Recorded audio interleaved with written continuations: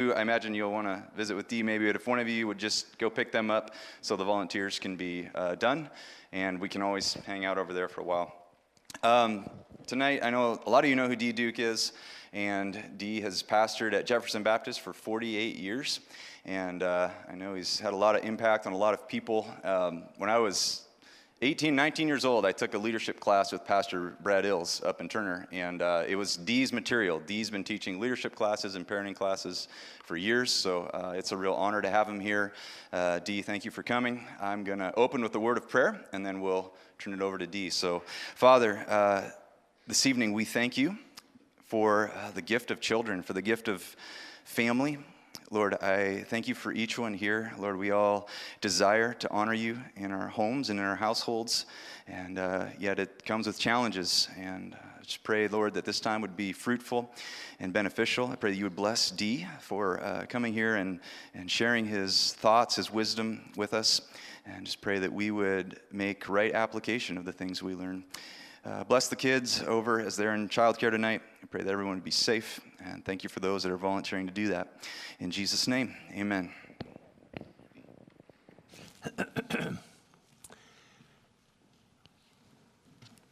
Great being here, and I'm on and going good. Okay, super. And so just to follow up on Pastor's statement about in the back, I'm very much a reactionary teacher. By that I mean I teach according to how I perceive you're doing. And if I can't see you, then it doesn't work. Because I really read facial expressions and stuff as far as I'm teaching. And it animates me if I think you're getting it going. I mean, it really gets me going. And if I can't see you, then I get pretty dull and boring. So if I get dull and boring, it's your fault. And so, because I react off of you, I feed off of you. And if you're in the back, I have no clue whether you're sleeping or what you're doing. And so I like to have people sit as close to the front as they possibly can. I have 8 children. We had 8 children. They're none of them home. Well, I should say that they're all moving back. And I have 29, Patty and I have 29 grandchildren. And so just to share that as far as credibility goes. All 8 kids love Jesus. They still love me. And half of them are in full-time ministry of one sort or another, and so they're all doing well. Their marriages are doing well. Their kids are doing well. And so there's some credibility teaching-wise just on the basis of how did it turn out with you. And so my number one lesson for you is get as much help, advice, counsel as you can get, because you're not raising goldfish. These are kids that have potential to accomplish a phenomenal amount with their life, and it will depend a great deal on how you parent. And there's good parents, and there's mediocre parents, and there's bad parents.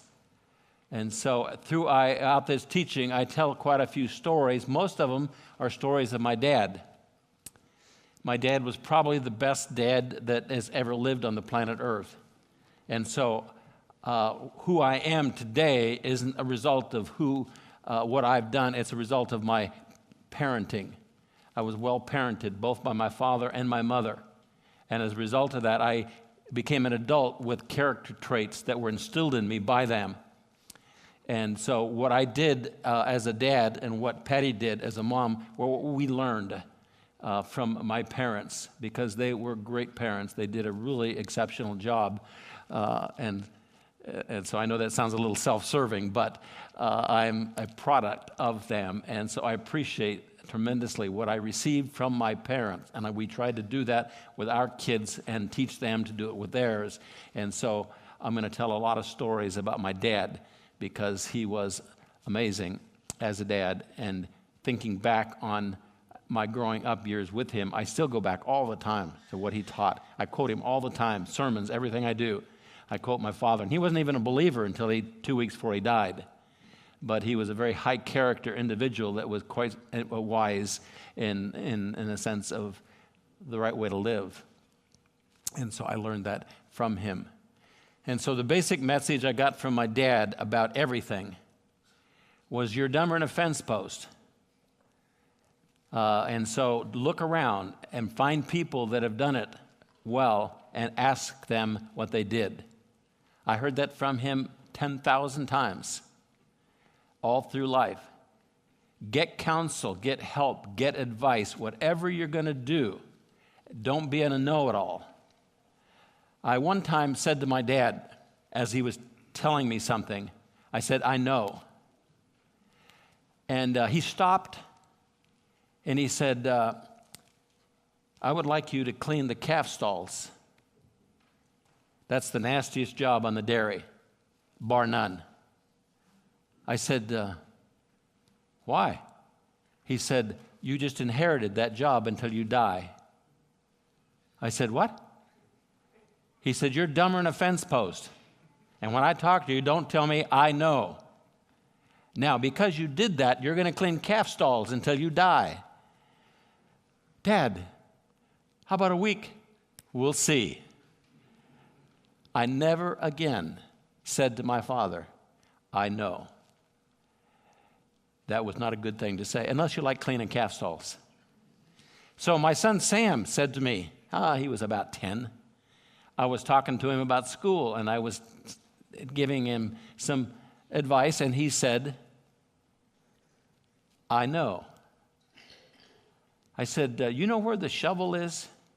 He said, yeah. Do you know where the pickaxe is? He said, yeah. Do you know where that bar is? He said, yeah. I would like you to dig a ditch from the front of our porch out to the pump house. It needs to be at least 1 foot deep and as wide as a shovel. When do you want me to do that? You can start now.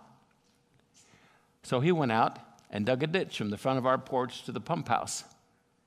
It took him 3 hours, a little over. And he came in and he said, Dad, I'm done. I said, okay, good. Now fill it back in again. He said, Dad, why am I filling it back in again? I just dug it.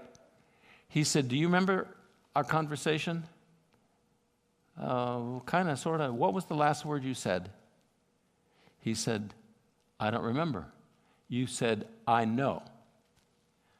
That's why you're digging that ditch, why you dug it, and that's why you're filling it up. And the next time you say to me, I know, the ditch will be from the front of our porch to Jefferson, which is 3 miles. Do you understand? He says, I do. Did he ever say, I know again? Never. He didn't want to dig a ditch to Jefferson. Now, he's 45 years old now and 3 kids of his own. He's coaching basketball in Staten. He said, Dad, you know the biggest problem I have coaching? I said, what's that? He said, all the kids think they already know everything. And as soon as I try to coach them, they say, I know. So, why don't I ever say that again? Because once was enough. Sam did it once. So our goal was to teach our kids to be teachable, to be students, to be learners, to listen, to pay attention. And so Dad would say over and over and over again, be a learner. Whatever you don't know how to do, there's someone around who knows how to do it, go ask them how. If you want a good marriage, look for somebody who has a good marriage, go ask them how. If you want to raise good kids, find somebody that's done it and ask them how. If whatever, just go and ask how. Get counsel, get advice. And the more important it is, the more advice you need to get. I was pastoring, and I hadn't been pastoring very long, about 10 years, and I discovered that I was an absolute dumber than a fence post pastor. I made mistake after mistake after mistake. I had hassle after hassle, conflict after conflict, people in my face about this, that, and everything under the sun. I went to a seminar down in Los Angeles, and the guy mentioned a person by the name of Joe Aldridge. Some of you may know that name. He was president of Multnomah for quite a few years. He said, Joe Aldridge is the pastor of a church in L.A. called Mariners Church. It's been the fastest growing church in the United States for 5 years running. First time any church has been the first, number one, fastest growing church in the United States 5 years running. And he said, I don't know if it'll continue because he's slated to become president of Multnomah in place of his father. And so sure enough, he came up to Multnomah. And so I remember my dad saying, if you see somebody that did it well, ask advice. So I called him on the phone and said, Dr. Aldridge, could I take you out to lunch? And he said, sure.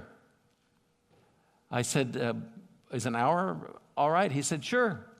So we went out to lunch at Elmer's near Multnomah Bible College, and I wrote down all this stuff I wanted to talk to him about on a yellow legal pad, and we went to lunch, and I went down question after question and took good notes. And I said when we were finished, this was really helpful. Could we do this again sometime? He said, sure. Like 6 months, 4 months? How soon can I have the next one? He said, we can do it tomorrow if you want. I said, well, you're probably really busy. There's probably all kinds of people wanting to do this. He said, you're the first and only.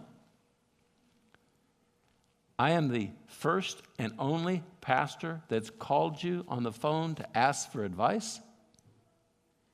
And everybody knows that you pastored the fastest growing church in the United States 5 years running? That doesn't seem reasonable to me.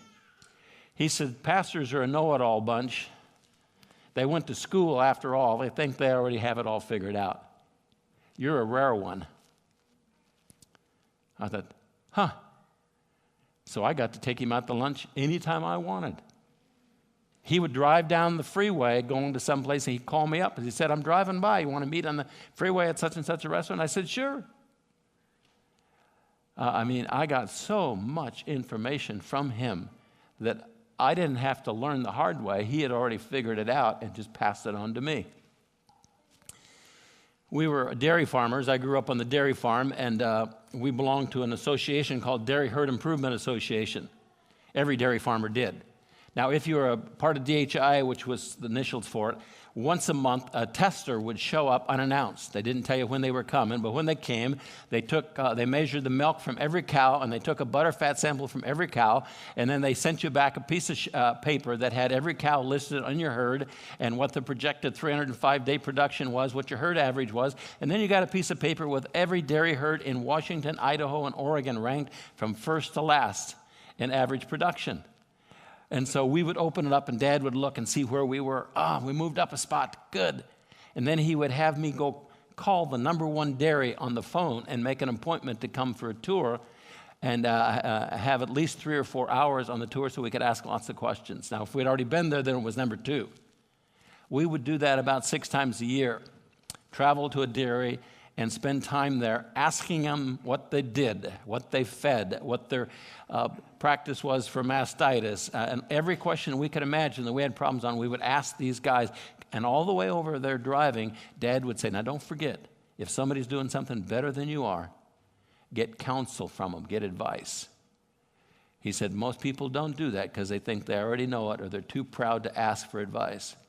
But he said that's the key to success in life. Is always learning from somebody that knows more than you do. And there's a lot of them around because you're dumber than a fence post. So we got married in 1969. And because I was on the dairy at the time, I wanted to have a whole bunch of kids because it's free labor. And so we headed in that direction, and no kids, and no kids, and no kids, and no kids, and no kids. And finally we went to the doctor, and the doctor said, you're not going to have any kids. It's not in the cards for you. Biologically, it isn't possible. So I thought, oh, bummer. So we started doing paperwork for adoption. And so we had been married 6 years, and Patty got pregnant. And it was like, miracle. So, cool, we had a kid. And we thought that would be the only one. Well, we ended up with 8. Somebody said, why'd you have 8 kids? Were you Mormons or what? And you didn't think we could have any. So we decided we'd take all we could get. And so we ended up with 8 kids. Now, when we lived in Trout Lake, Washington, and I was dairy farming up there, it's a little town.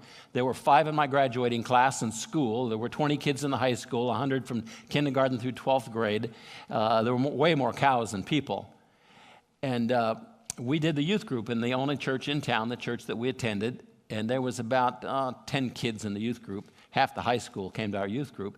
And there were 5 other little towns around that had similar-sized churches and youth groups. And so I got together with them and said, let's get together, our 6 youth groups, once a month, And in this particular town has a bigger school and a gym, and we'll see if we can rent it, and we'll meet there once a month, and we'll call it CYC, Christian Youth Crusade.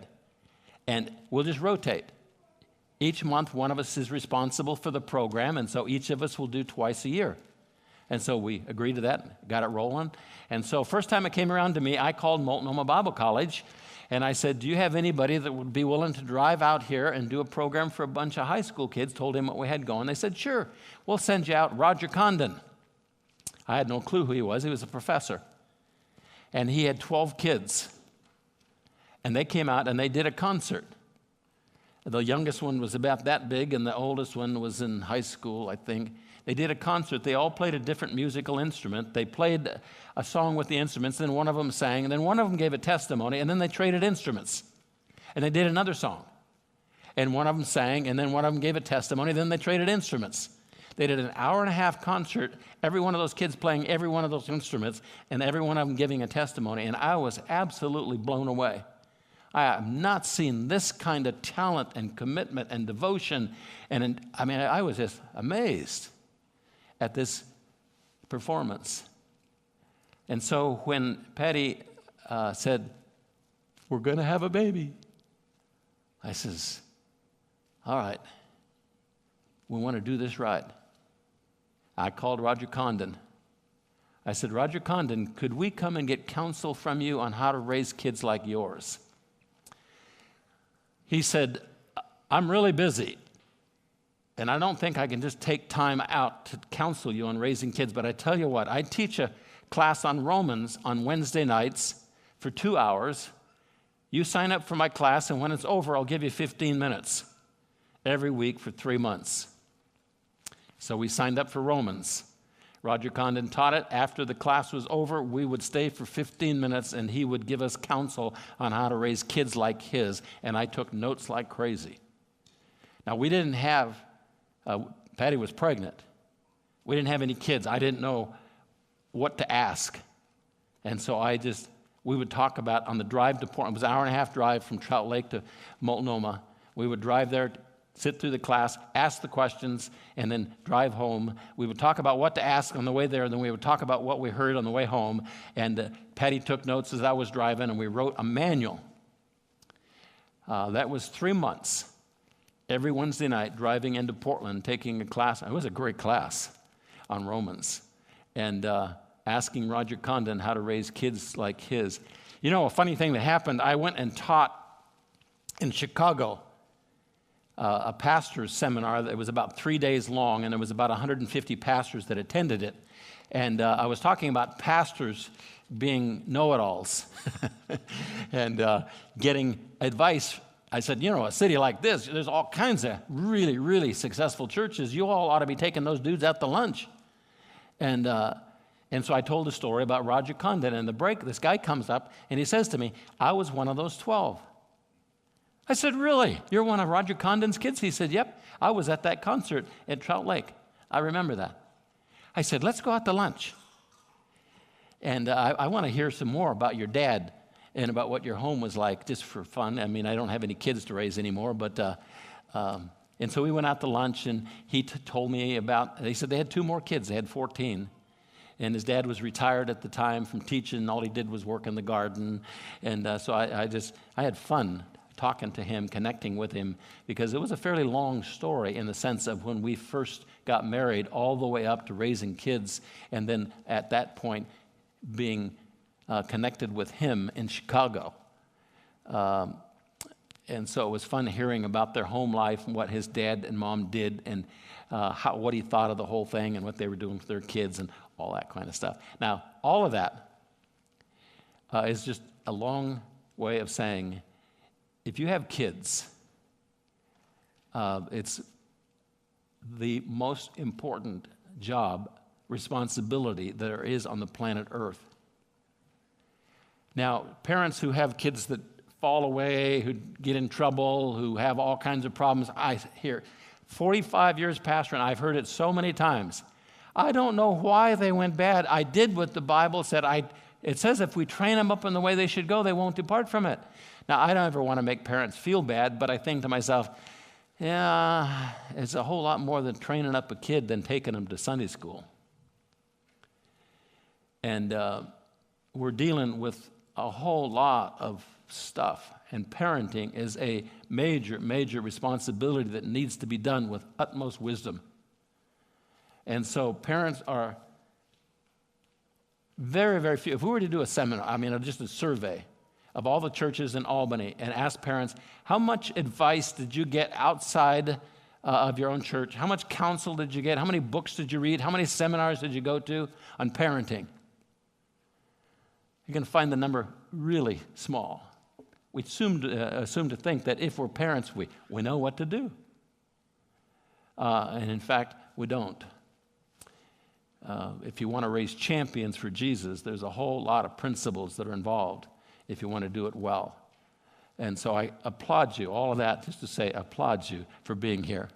You don't know who I am. You don't know if I know what I'm talking about or not, but you can listen and decide on the basis of it. But whether you get anything out of this one or not, this ought to be a regular part of your life until your kids move out of the house. Then you got your grandkids, and you can apply it to them and teach it to them. And so it's too important to just wing it and think that you've already got it figured out. And so I was raised by a great dad, but I went to Portland every night for 3 months, and then we went to some more seminars. We probably went to 20 different seminars on parenting, and I bet between us we read 100 books on parenting because we wanted to do it right and have our kids turn out to be champions for Jesus. So my youngest daughter, Sally, of the 5, married a guy from Hawaii. He came to Multnomah Bible College, where she was, and they met there and got married. And we'll talk about it when we get to the chapter on moral purity. But all my girls had agreed when they were younger to never date a guy that didn't come ask my permission. And so I re-upped that all the way through high school and college. And Sherry, the oldest, getting married, was in Africa, and she had the guy that wanted to marry her call me on the phone, and we had to fly over there to meet him and to go through all the rigmarole steps that I got them agreed to do. And so Aaron wanted to date Sally, and I didn't know him, and so I asked my son Sam, who was at Multnomah, I said, do you know this Aaron dude? He said, yeah, kind of, a little bit. I said, what do you know about him? Well, he's got long hair, and he's a skateboarder. I said, oh, great, he's on drugs. So I said to Sally, you sure you want to go with this dude? It sounds to me like a loser. You could probably do better than him. And she says, all right. And so she was, all my kids are into music, and she was taking voice lessons at Multnomah, and she had to sing in class. And so I don't know how he found out, but he found out she was singing. So he showed up in class with a big bouquet of roses and sat in the back. And when she finished singing, he ran up the aisle, gave her the roses, and exited the side door.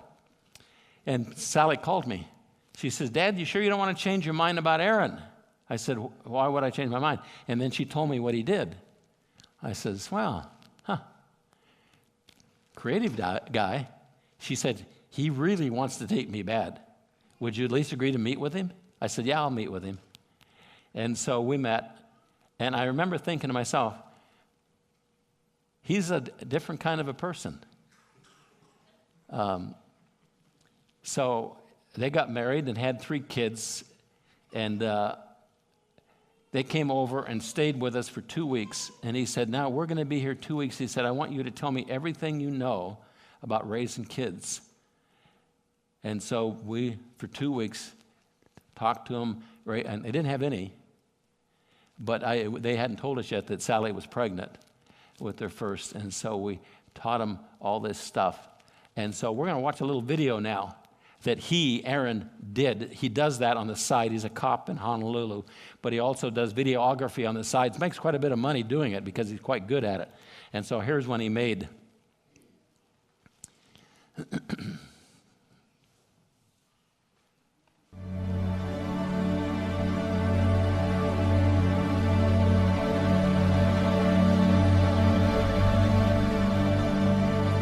Our stories have many chapters.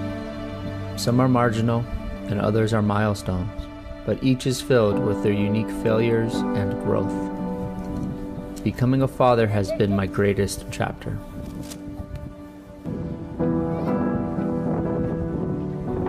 When my wife and I turned the page in this new chapter, we loved adventure, risk, even danger, but we assumed we needed to leave that behind to become proper parents.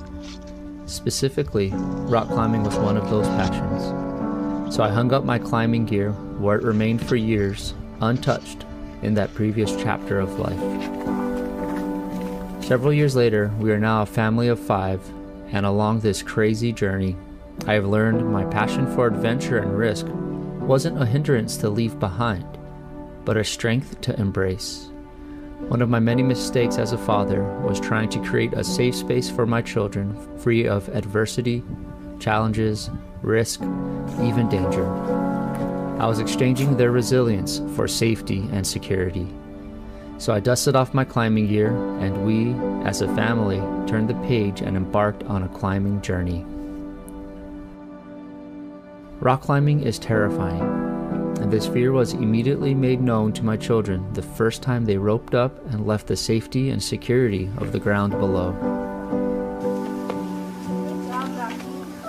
Slowly, over time, we got to show them that they can trust their own abilities, equipment, problem solving, and most importantly, they can know the person at the other end of the rope has their best interest in mind.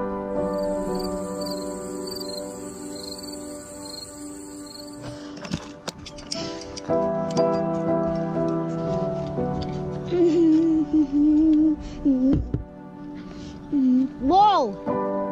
This is hard, Dad. Climbing is both a physical and mental challenge. It's physically demanding to climb hundreds of feet, but the primary challenge is in the mind. It's easy to become paralyzed with fear, blinded by emotion, losing trust in your strength and skill as you look down at the air below. The mental fortitude required to rock climb is not trivial. Life is tough, and failure is a part of life. I'm seeing that I need to teach my children the art of failing well. At times, they were on seemingly impossible routes, unable to gain upward movement, and had to be lowered down.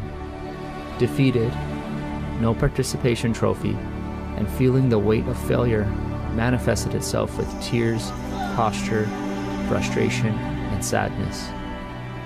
We would remind them that they are refined, not defined by their defeat, and would give the route another go with this renewed vision. Awesome. That was so good. Okay, Hannah, we climbed to the top. Good job.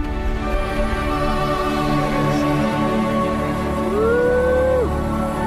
All right, Duke. We are on top of the rock.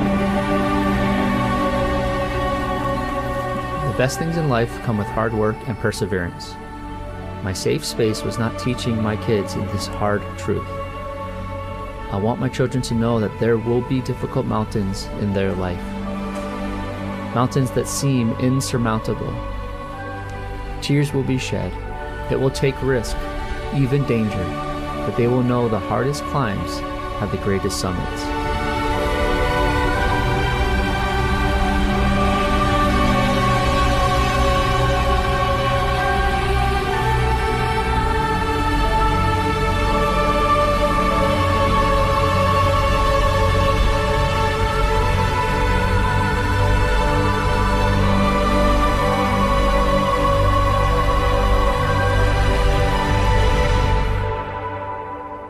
This chapter in life, this journey into fatherhood, naively began in a safe space, but transitioned into a wide and wild space where the real growth and flourishing began.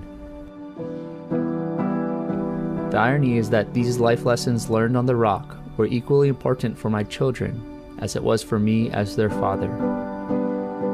I'm grateful we are writing this chapter together.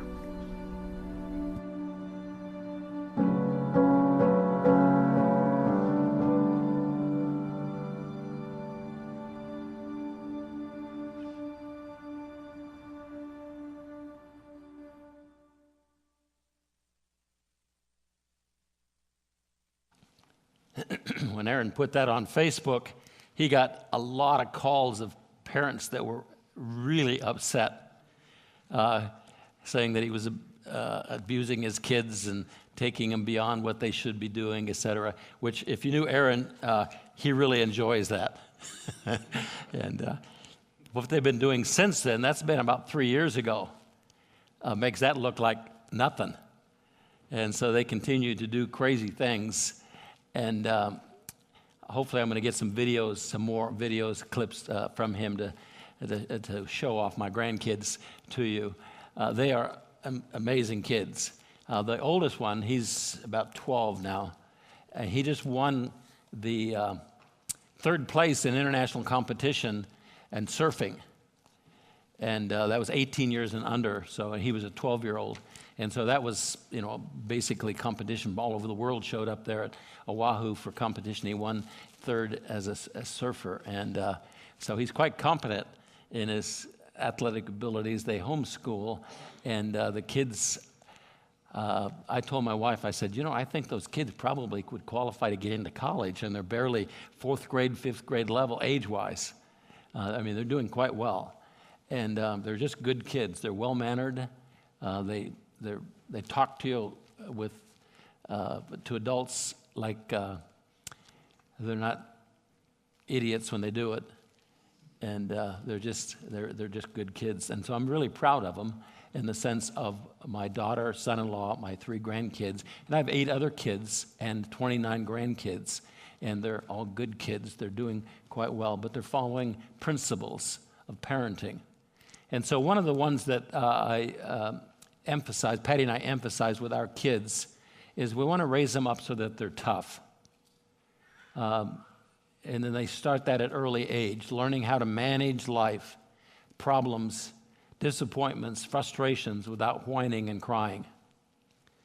And so as a pastor, I run into a whole lot of adults that aren't very tough. They can't manage life. And it really came to the surface during the COVID time. How many adults that were, as my dad would say, were wimps, couldn't deal with anything outside the ordinary. And so during the time in which we did a little coaching with them, I made a big deal on that, and Aaron took that to heart. And he's got 3 of the toughest kids I've ever met, in the sense of what they do, how they talk, how they deal with life. But they enjoy life to the max. They're not afraid of anything. And they're gonna do well in life. They love Jesus with all their heart, and they just turned out quite well. So the key thing in parenting is to do it on purpose. By that I mean you got to parent your kids like you had the job of training someone to be a world-class piano player, if you were one. And so if you were the world's best piano player and people come to you for lessons, you would do it with a plan. That is the lessons that you gave. You would have a strategy. You would have a step 1, step 2, step 3. You would do everything according to a pre-thought out strategy of what you know about. If you were a tennis player, you were the best in the world, you're going to teach your kids to play tennis. You're going to do it with some kind of a plan or strategy. Step 1, step 2, step 3 with goals, measurements to see how they're doing, how they're following through. And so when you parent your kids, you want to do it the same way. And so one of the questions I often ask people occasionally, not very often, someone will say, Pastor Dee, can I take you out to lunch? I'll buy. I just want to ask questions about parenting. And so I'll ask the question, so what at this point is your strategy or your plan? And I get this look back like, I'm not sure what you're asking. So what's your strategy? What's your plan? I guess I don't have one. So do you know the result of anything you do without a strategy or a plan? The result is really poor. Very, very poor accomplishments. If you don't have some plan or strategy how you're going to accomplish something, the more important the result is, or the desire of the result, the more detailed the plan ought to be. And so you know what your strategy is, what your plan is. And so as a result of Roger Condon's counseling, that was the number one point that he made, is have a strategy, have a plan. What are your methods? What are your tools? What are you aiming to do? Are you just trying to keep them out of jail? What is it that you want to have happen with your kids? What's your goal? And so, well, I don't know. So as a result of meeting with him for 3 months, we brought out a strategy, a goal. It was very detailed in everything we wanted to accomplish in the life of our kids, what our goals specifically were, and how we wanted to accomplish those. And so he said, I asked him, I said, so what do you recommend for a number one goal or strategy? Well, he said, this is going to be one that I emphasize, not necessarily one you're going to start first, but it's going to be a key one. When your kids can sit on a piano bench without falling off, have them start taking piano lessons. You make them practice 30 minutes every single day. 365 days a year, as long as they live in your house. No ifs, ands, or buts. Every one of them.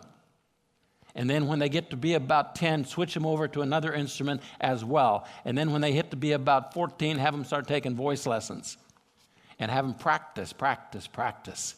Now, he was so emphatic on this. It sort of, I said, so can you tell me why? He said, did you know most adults get to be Christians and they think they can live the Christian life by just going to church? He said, they never think about the fact that, he said, your kids, if they practice every day and you have them do concerts, participate in concerts, they know something to be true. The better they practice, the better they play. If they practice poorly, they play poorly. If they practice well, they play well. They get that. Most adults don't get that. They think it's all happenstance, just kind of, whatever. They don't have any connection between the fact that they live the Christian life well because they have practiced well or done the basic disciplines well, and therefore they're able to live the Christian life with spontaneity and blessing and energy from God because they've taken care of the basics. He said, very, very few adult Christians understand that. Make your kids play piano every day, practice every day. They get to be adults. They'll know that. That they don't play well just because they happen to be our children. They play well because they practice, they practice, they practice, they practice. And so they understand the role of discipline in their life, in every arena of their life, whatever it is. Those who practice the best play the best. And that's the basic law of life that hardly anybody understands. And so anything Roger Condon said, that was like it was right straight from God. So we bought a piano, and our kids started taking piano lessons before they could talk. And they practiced 30 minutes every day. In fact, if it was 30 minutes for Roger, we're going to do 40. It was just like 8 kids. We had to have 2 pianos and a keyboard and a piece of cardboard with fingers on keys written on it. They could just practice the fingerings because 8 times 3, that's 4 hours, and there's not enough. So it was a lot of noise in our house. So what's your strategy? They're going to take piano lessons, and they're going to practice 30 minutes every day until Jesus comes. Strategy step number 1. What's the goal? Why? What's the purpose? And so we had 10 goals very clearly described, and our strategy or our method for getting them to that point. How to make that happen. So, one of the questions that gets asked all the time is, when did you start spanking your kids? When did you quit spanking your kids? And the answer is that I don't remember. I do remember we didn't spank them very much. I thought that was important. Well, it depends. You want to motivate them. And so what we did is we paid them money. We discovered the kids were highly motivated for money. I remember at a seminar, I did this seminar up in Seattle for a pastor friend, and it was a 3-day seminar instead of a 6-week one. And no, it wasn't either. It was a Friday night, an all-day Saturday, and then I did a Sunday morning thing.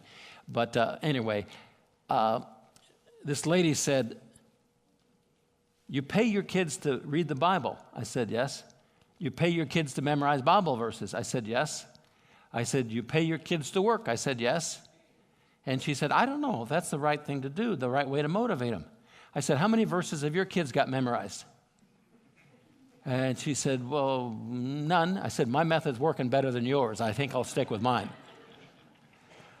My kids got paid 25 cents a verse. If you ask them if Sandy was here, and no, Dad, it was a nickel. I don't remember what it was. I just remember we paid them. And so they got a particular age. I said, "Read the 119th Psalm and write out 50 blessings that come from reading the Bible. If you get 50, I'll give you $50. If you get 49, I'll give you $49. No, in fact, we're going to motivate you to get all 50. If you get 49, I'm only going to give you $10. And so they all did that at a particular age. They read the book of Psalms 119 over and over and over, and they wrote out until they got 50 blessings out of that one chapter alone. And it took them a little bit of time, but when they got done, I gave them $50. How did you get your kids to do that? Kids will do anything for money. So, how does God motivate me? He's a great motivator. There's 4 basic motivators. The most basic is fear of punishment. I became a Christian because I didn't want to go to hell. Fear of punishment. Fear of consequence. The Bible says, God says, "Those whom I love, I discipline, scourge every son whom I receive." That motivates. But he also rewards. And there's all kinds of verses about reward. And then the third motive is love of person. Paul said, "The love of Christ controls me." Everybody wants to start there, but it takes a while to get there. Even with our walk with Christ, we begin with fear of punishment. We move to hope of reward. We move to love of person. And then the fourth motivation is because it's the right thing to do. We have a character that loves doing the right thing when we get to that point. Now, my dad said over and over and over and over, 10,000 times I heard him say it, "You do the right thing because it is the right thing." And so he said it over and over and over. You do the right thing because it is the right thing. I could say it in my sleep. That's a 4th level motivation.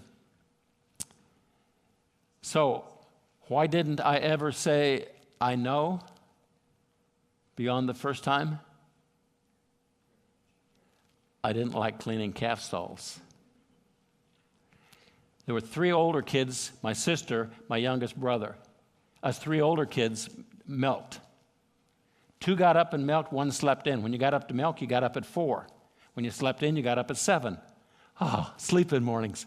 They were like wonderful. Every 3rd morning, I got to sleep into 7. And so I had a teacher. His name was Mr. Gilson. He was single right out of college. Nice guy. And because there were so few students in the school, they said in the school, "You don't have to take but 1 math class to graduate. And you only have to take 1 science class to graduate." Mr. Gilson was the math teacher and the science teacher. And so the kids only had to take 1 math class and 1 science class. But he said to all the others, "You can take all these other classes if you want, even if you're the only student." So I took every math class he offered, every science class he offered. And I was the only student because nobody else wanted to do that but me. But I enjoyed it. And so I was in science class, and we were testing clear liquids, trying to figure out what they were by specific gravity. And we had learned how to do that, and he and I were doing that. And he said, "This is the one we're going to do tomorrow." And I took it, and I said, "I already know what it is." He said, "No, you don't." I said, "Yeah, I do. It's propylene glycol. That's what we use to drench cows with when they have milk fever." Any dummy knows that. And so I don't know how it happened, but my dad got word that I called Mr. Gilson a dummy. I didn't call him a dummy. I just said any dummy knows that's propylene glycol. It just smells. I mean, it's, huh. And Dad said to me, "You like sleeping in?" I said, "Yeah." He said, "You're not sleeping in again until Jesus comes." I said, "Dad, really? I mean, it wasn't that big a deal." Back talking a teacher, anybody in authority with my dad was like, that was bad. So, how did he motivate me? Fear of punishment.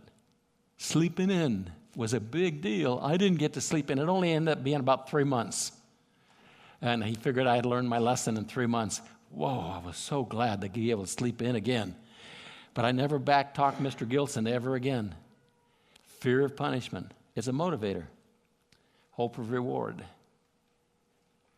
We were out putting in hay, and my dad would haul the wagons back and forth, and Cliff and Matt would be out baling and loading the wagons, and I was in the barn, and he would pull the wagon in, and I would put the bales in the elevator, then I would go up and stack them.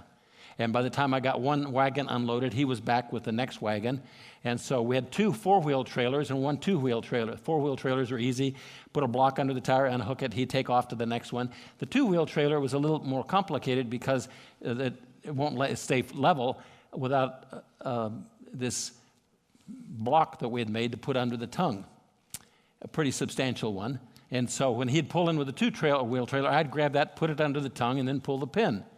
One time I was in a hurry. I forgot that it was a 2-wheel trailer, and I pulled the pin. Dad took off, and the tongue fell on my foot. And it's pretty heavy. I ended up losing 4 toenails. As soon as it fell off the drawbar on my foot, my dad yelled at me, "Don't say a word, and I'll give you $100. I went, ugh, ugh. He got down off the tractor, helped get the tongue off, and said, "You probably need to go in the house, take care of that." And later that evening, he said, "Now, you learned a lesson today. Just because you get hurt doesn't mean you need to yell." He said, "Don't ever forget that one." I never have.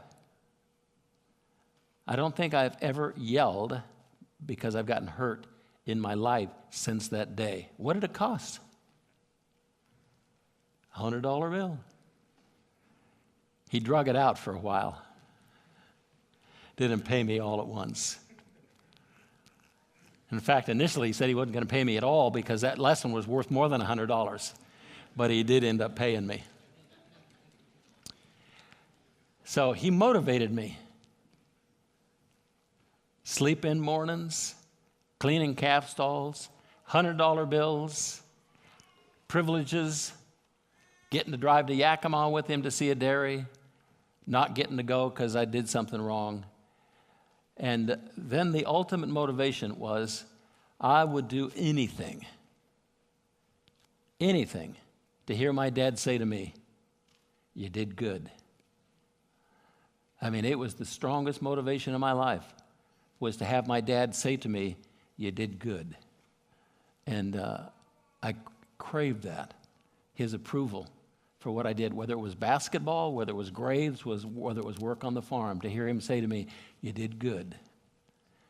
And the question, how does a dad get to that point? How does a mom get to that point where their kid is motivated to please their mom and dad with everything that they do? Well, you start at the beginning, and you move up, and you move up, and then you get to the point where they do the right thing because it is the right thing. And then you have a highly motivated kid. But it takes some work to make that happen. And so all of this is called purpose-driven parenting. That is, you have a purpose, a goal. What are you trying to do? What are you trying to train? So when people say to me, "I did what the Bible says, it's to train up a child in the way he ought to go and he'll not depart from it." It's like, it's not a dog you're training. It's a person created in the image and likeness of God that has the potential to go to heaven, the potential to go to hell. the potential to accomplish a significant amount for God as a servant of His, or potential to do nothing. Most of the time, it's a result of the parenting. Everything else being equal, that's the major factor in the life of anybody, is the quality of parenting they received. One of the things I told my wife, I said, a lot of these adults that become believers in their adult years need to be reparented. I mean, their sins are forgiven and they're nice people, but boy, they sure don't know how to manage their life. And they don't learn that simply by becoming a Christian. They grumble all the time. They make poor choices with their money. They manage their time poorly. They don't know how to treat their wife. They don't know how to raise their kids. That doesn't come just because they become a believer in Jesus. They need to be reparented. They need to learn that stuff. And so one of the things that I developed as a purpose statement for myself in ministry in the church is I'm a dad to a whole lot of kids that are dumber than fence posts. And most of them don't know it. But I have to figure out how to teach people how to succeed in life by following basic principles. And so I have the same kind of goals in my leadership class training that I had with my kids. Teach them to be tough so they don't whine and cry every time something goes wrong in their life. And teach them to defer gratification so they don't go into debt up to their eyeballs the first time they want something that they don't have. And I have all these steps, all these processes, all this purpose, guidelines, strategies. But pastoring is a great job, but parenting is more important. And it's your responsibility. They've been given to you by God. You're a steward of their life. And so you need to learn everything you can learn. And so read books, listen to tapes, go to seminars, read magazines. There's so much stuff now. Just amazing. The number of books written on parenting, the number of seminars there have been that are available on. We used to listen to, back in the days when we had kids, with cassette tapes. We'd plug them in the car when we'd drive anywhere together. And we'd listen to tapes that we got from various people that had taught on raising kids. And we alternated between raising kids and how to have a good marriage. As far as the cassette we plugged in as we drove places, and then we'd talk about it. So that we were in agreement about what we did and how we did it with our kids, and so that we weren't doing it in different ways. Even we do that now with the grandkids. Questions? I haven't done anything in your notebook tonight, so sorry about that. Just wanted to kind of lay the groundwork for what this is all about.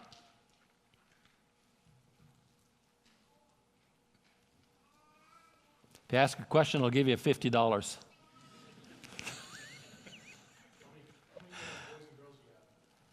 I didn't hear that. How many boys and girls? 2 boys, 6 girls. So I wanted all boys because I thought we were going to be on the dairy.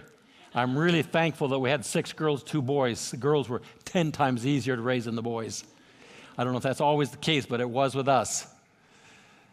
My son Sam is a pastor in Staten, one of our daughter churches, and he's also coaching basketball on the side doing that. And he's the second world's greatest fisherman and second best elk hunter and deer hunter. I won't tell you who the best is first. You said earlier that your dad didn't come to Jesus until 2 weeks before he passed. How did you come to Christ? How did he come to Christ? How did you come to know Jesus? Oh, geez. I was saved in my mother's womb. I'll tell you real quick. I don't want to run over time, but my dad was a pagan of the pagans. Grew up during the Depression. Good old boy, beer drinker, partier. Went into the service when the war started at 18, Second World War, and his brother was married to my mom's sister. So they knew each other. Dad was 10 years older than my mom. War was over. He came home. Her dad was a very strong believer, Christian, and he totally forbid my mom from seeing my dad. But she eloped, ran away from home, got married when she was 15, and had 5 kids the time she came along a year later, had 5 kids the time she was 23. And so she adopted my dad's lifestyle, and which was Navy, military, parties, etc. We were stationed up in Kodiak. We were up and down the West Coast. Mom followed the ship every place it went. And so we were stationed in Kodiak Island. I was walking to school. I was 6 years old. And it was about a quarter-mile walk to school. And there was some road construction along the way. And I stopped to see what was going on. And I walked off the road, climbed up a big pile of dirt to see. And the vibration of the equipment, the dirt that I was on, caved in. And it went down and buried me. And a big cat, big cat, like D-cat, clunk, clunk, clunk cat, ran over me. Broke my left leg in 6 places. Every place a cleat hit, it broke the leg. 2 places were near amputated. Broke all the ribs on my right side, my shoulder, my pelvis. And so they dug me out of the dirt, hauled me to the hospital, called home, got a hold of my mom, said, you and your husband need to get down to the hospital. Your son's not going to live very long. So Mom went down there. Dad was gone someplace. And the doctor said, you need to try to get a hold of your husband. Your son's not going to live long. And so Mom had not done anything, a relationship to the Lord, since she'd gotten married. So she went into this little prayer chapel. And she prayed. She was in there about 30 minutes. She said, Lord, if you'll save my son's life, I will totally rededicate my life to you. And she was in. She came out. The doctor said, well, we got some blood into him, got the bleeding stopped. We're going to save his life, but we need to amputate his leg. So she goes back in the prayer room again. She said, Lord, if you'll save my son's leg, I will have him in church every Sunday morning, every Sunday night, Wednesday night. I'll read the Bible to him every day. I'll pray with him every day. I mean, she went on for long. She came out, and the doctor said, well, it's a kind of a miracle. We're going to save his leg, but he's going to be a cripple. She was back in the prayer room. She's kind of on a roll now, and she said, Lord, if you'll just heal my son, I'll give him to you. As Hannah gave Samuel to you, I'll do the same. She didn't tell me the end of that story until after I'd started pastoring. Because when she said that, she intended that I would go into some kind of full-time ministry. And so she comes out. I was in the hospital for about 6 months, full body cast on and then off, and then another one on in traction with a number of surgeries. But I'm pretty normal now. I have in the past. I haven't recently run marathons. Last year, I pedaled my bicycle from Canada to Mexico along the coast. And this year, we're going to go down to Reno and then east into Utah, all the way up through Utah into Idaho, and then home again, be 2,400 miles on my bicycle. And I'm going to run a half marathon in Corvallis April 6th. And so the only way you can tell there's a problem is if you follow me in the snow, my left foot looks like a duck. It sticks out. The right one's pretty straight, but this one didn't get quite heel straight. But it's never bothered me a whole lot. And so my mom kept her word. I was in church every Sunday morning, every Sunday night, Wednesday night. If there was 2 old ladies in prayer meeting on Wednesday night, it didn't matter. I went. If there were 6 vacation Bible schools around us, I went to all 6. And so I had no option. I was in all of them. Now, I remember in vacation Bible school, anybody want to ask Jesus in their heart, raise your hand. I'd raise my hand every time.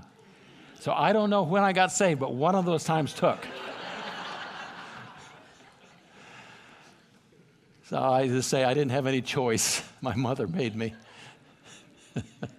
My dad had liver cancer, and I took 3 months off pastoring and moved in with Mom to help her nurse him.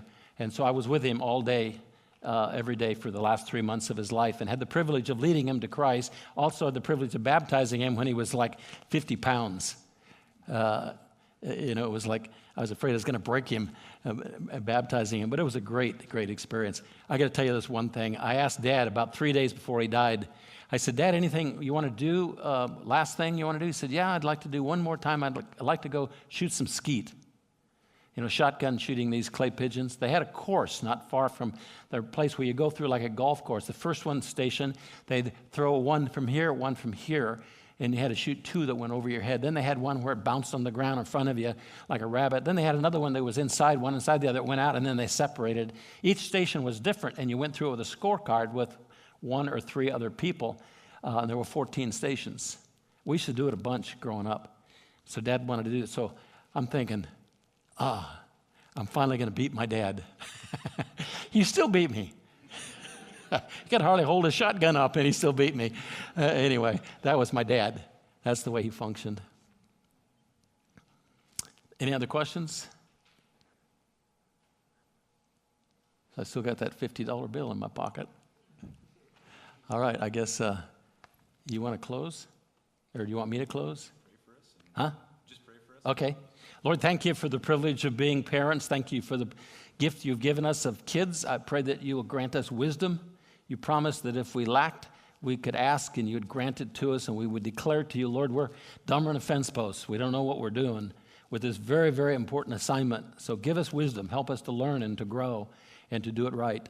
We love you. In Jesus' name we pray. Amen.